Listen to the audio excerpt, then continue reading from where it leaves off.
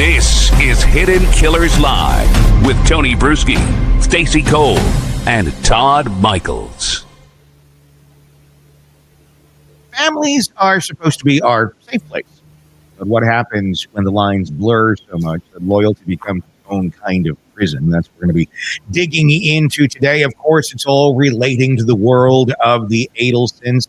We're not here to do a class, but we're going to be pulling apart the psychology of enmeshed families, the idiosyncrasies, the blind spot, and how far loyalty can stretch before it bends into something dangerous.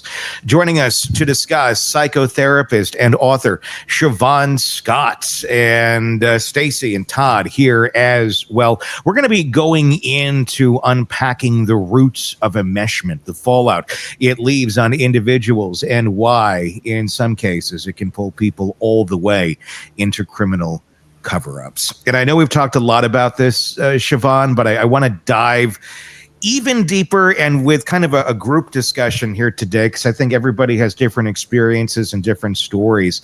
Kind of understand how these sort of interactions that I'm sure we've all had in different ways, shapes, and forms, can affect one's life. But let's go all the way back on this. When you look at a family like the Adelsons and you see just how enmeshed they are, it had to start somewhere. Where does this start? Is this something Harvey and Donna get married and then Donna just kind of takes this control? Is this more of a Donna, this is how she's been before Harvey, always will be, with something from her childhood? Was it trauma? What typically do we see in situations like this?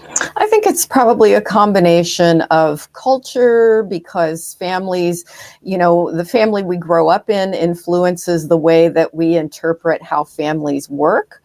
And there are cultures, the Jewish culture being one of them, where a certain degree of enmeshment is considered normal, where kids are expected to fulfill parents' expectations in regards to religion and educational, professional status and all of that. Asian families are notoriously that way as well.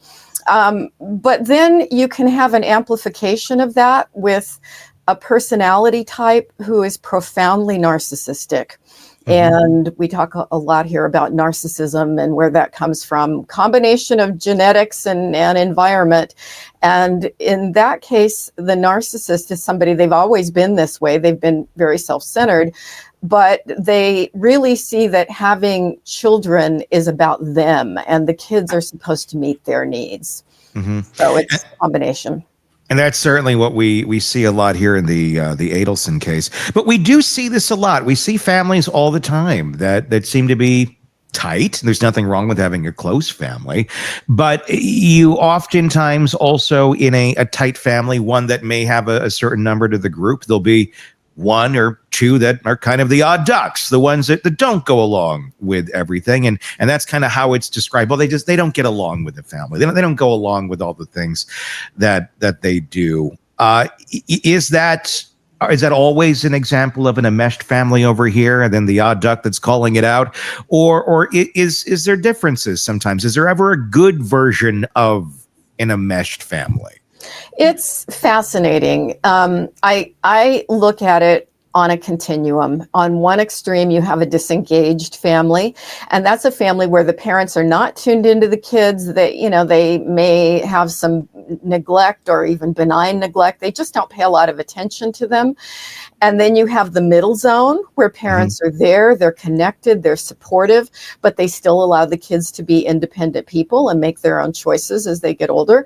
And then on the other extreme, you have the enmeshed family with the over-involvement where the kids are really tightly controlled.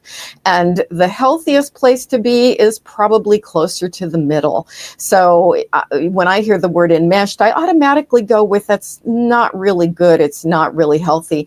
So you want parents to be connected, attuned, and supportive throughout their kids' lives, right? I've got middle-aged kids, and I'm still, reasonably attuned. We may only talk once a week or once a month. I'm not certainly involved in their lives to any degree, but I'm there if they would need help. And I think that's the role of parents, is to raise independent adults who have their own identity, but we're always there to be supportive in a crisis.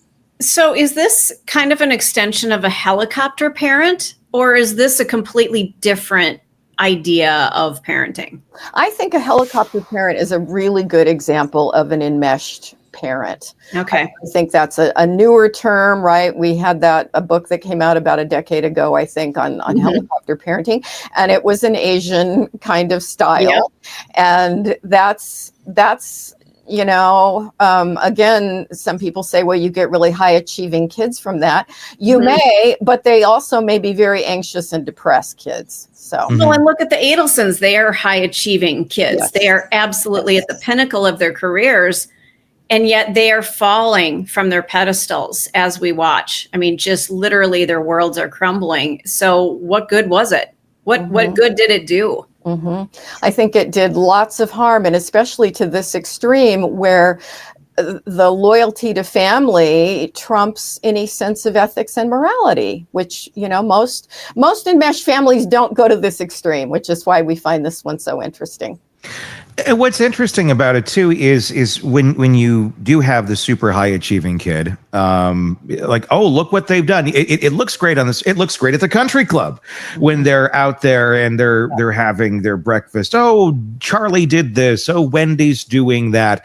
Oh, did I mention we have to go pick Wendy up and drive her across the state, and she's a 35-year-old woman because we don't trust her to drive by herself. I mean, there's these bizarre caveats that I'm sure the let's drive Wendy across the state doesn't come up at the coffee clutch, but more so the achievements do. But at the end of the day, you have this totally, I don't want to say totally inept, but a fairly inept adult that isn't capable of acting as an adult at the end of the day, because they know this enmeshment as mom's love, as her caring. It's not looked at as enmeshment. It's not looked at as toxic. It's not looked at as anything bad.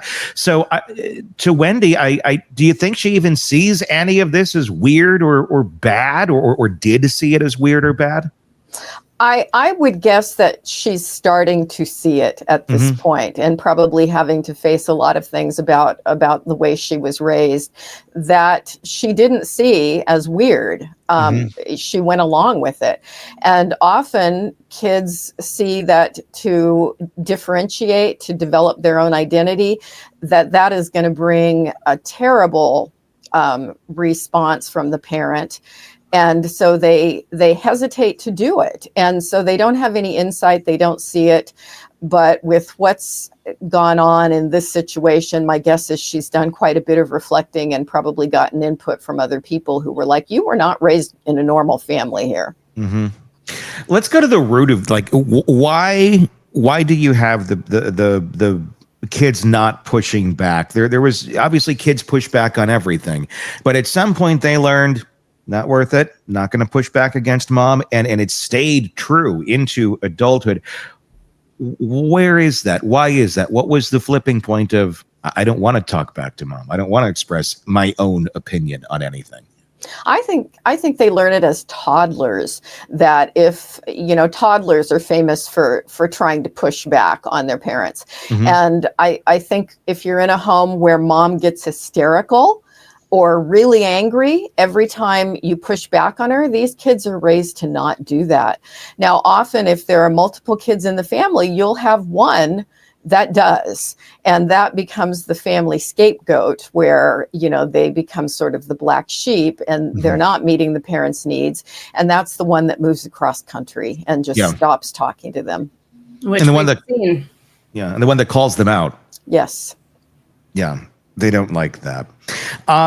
When you have that going on, you grow up in the environment, you said, it starts as toddlers, and you see mom get hysterical and you see her react in such ways that are not congruent to reality. Obviously, that's a big sign of a kind of a distorted reality that they're viewing life in.